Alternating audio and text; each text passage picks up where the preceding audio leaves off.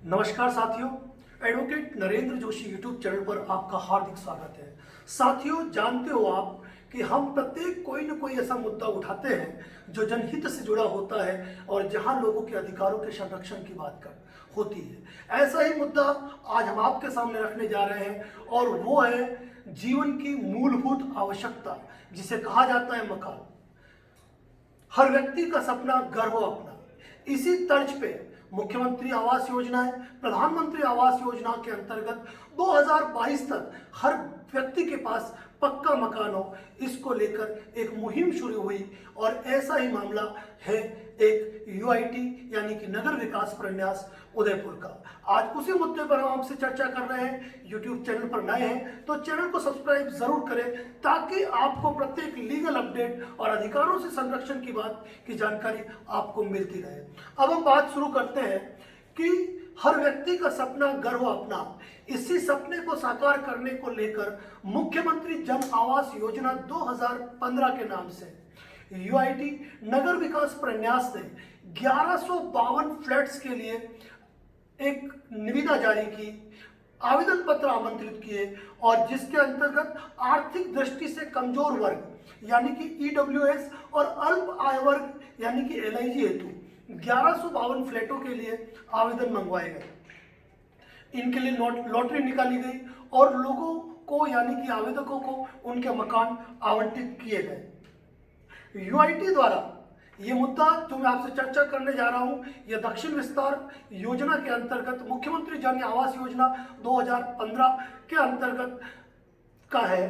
तो इसमें मैं बताऊंगा आपको कि यूआईटी उदयपुर द्वारा जारी आवास आवंटन एवं मांग पत्र की शर्तों और नियमानुसार सभी आवेदकों जिनके लॉटरी में नाम खुले, उन्होंने आंशिक राशि अपनी जेब से या स्वयं के स्रोत से इकट्ठी करके और जो शेष मकान की लागत थी, जो फ्लैट्स की लागत थी, वो विभिन्न प्रकार की एनबीएफसी कंपनी, वित्तीय संस्थान या बैंकों से लोन करके यूआईटी में जमा करवा दी। और इस कार्य को शुरू करने की जो तारीख थी वो 5/5/2016 और निर्माण कार्य समाप्ति की जो तारीख थी वह 4/5/2019 निर्धारित की गई थी। सूचना के अधिकार के अंतर्गत दिनांक 11/5/2018 को यूआईटी नगर विकास प्रन्यास उदयपुर द्वारा ही इस कार्य की समाप्ति का समय जून 2019 बताया गया था और बताया गया था कि इस कार्य की समाप्ति पर आवेदकों को उनके मकान आवंटित कर दिए जाएंगे, पोजीशन सौंप दिए जाएंगे ताकि वह अपने मकानों में रह पाए। 2015 की स्कीम 2019 में कार्य समाप्ति था जून में, लेकिन 2019 भी गुजर गया, 2020 भी गुजर गया और आ गया साल 2021। एक लंबा वक्त गुजर गया, लेकिन आज तक अपनी छत का सपना संजोने वाले जो आवेदक हैं उनको अभी तक छत मुहैया वास्तविक रूप से नहीं हो पाई है। इस अवस्था में आज की तारीख में ये 1152 आवेदक जिनको कि यूआईटी ने फ्लैट आवंटित किए थे, आज तिहरी मार झेल रहे हैं। आपने आज तक दोहरी तो सुना होगा, हम यहाँ तिहरी बात कर रहे हैं। तो वो तिहरा नुकसान, वो तिहरा दंश क्या है उसे सुनिए कि सर्वप्रथम तो इन्होंने जिन बैंकों से लोन लेकर जमा कराई थी राशि यूआईटी को पूरे मकान की, ये पिछले लंबे समय से, पिछले 20 महीने से ये लोग हर महीने एक मासिक किस्त उन बैंकों को, उन वित्तीय संस्थानों को अदा करते जा रहे हैं। अगर इनके पास खुद का घर होता तो इन्हें इन फ्लैटों की आवश्यकता नहीं होती। इस अवस्था में ये सभी लोग किराए के मकानों में निवास कर रहे हैं और हम जनरल रूप से जानते हैं कि आज की तारीख में 6-7 हजार रुपये से नीचे कहीं किराए का मकान मुहैया नहीं होता है। इस अवस्था में किस्त तो भर ही रहे हैं, ऊपर से किराए का भुगतान भी अदा करते जा रहे हैं। और तीसरी मार ये कि यूआईटी ने मुख्यमंत्री जन आवास योजना के अंतर्गत जो फ्लैट इनको आवंटित किए हैं उसमें सबसे बड़ी शर्त ये रखी है कि आगामी 10 वर्षों तक ये इन फ्लैट्स को बेच नहीं पाएंगे। अब ऐसी अवस्था में जब इनके नाम से फ्लैट खुल गए, इनकी सारी राशि जमा हो चुकी, आज ये किराए के मकान में निवास कर रहे हैं और वहां पर ये 10 वर्ष तक इन मकानों को बेच नहीं सकते हैं। तो सोचने की बात है, यदि किसी के गले में अगर फंदा पड़ा हुआ है तो अगर उससे निकालना चाहते हैं तो आप उनके लिए भी उसके पास रास्ता मौजूद नहीं है।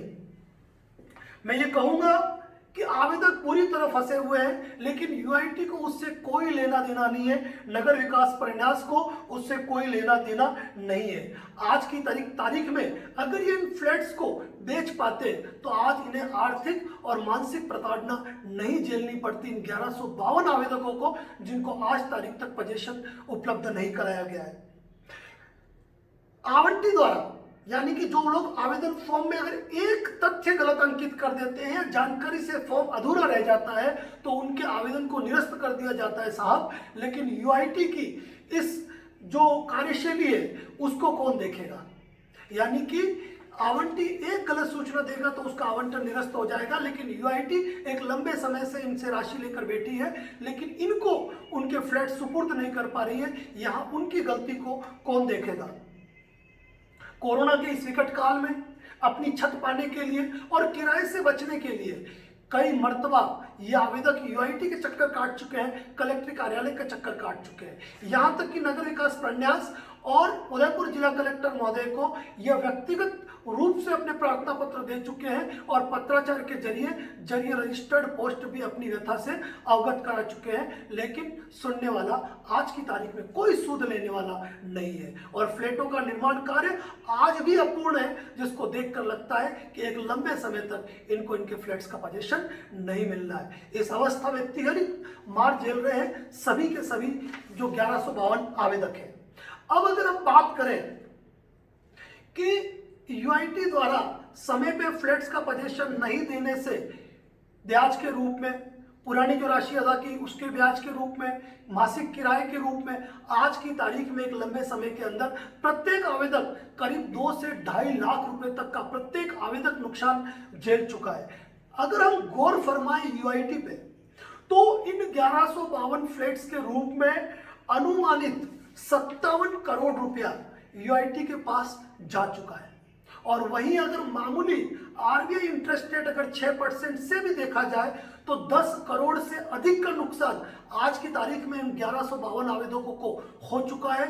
और वहीं पर यदि यूआईटी को देखा जाए तो 6% इंटरेस्ट रेट से अगर कैलकुलेशन करें तो 10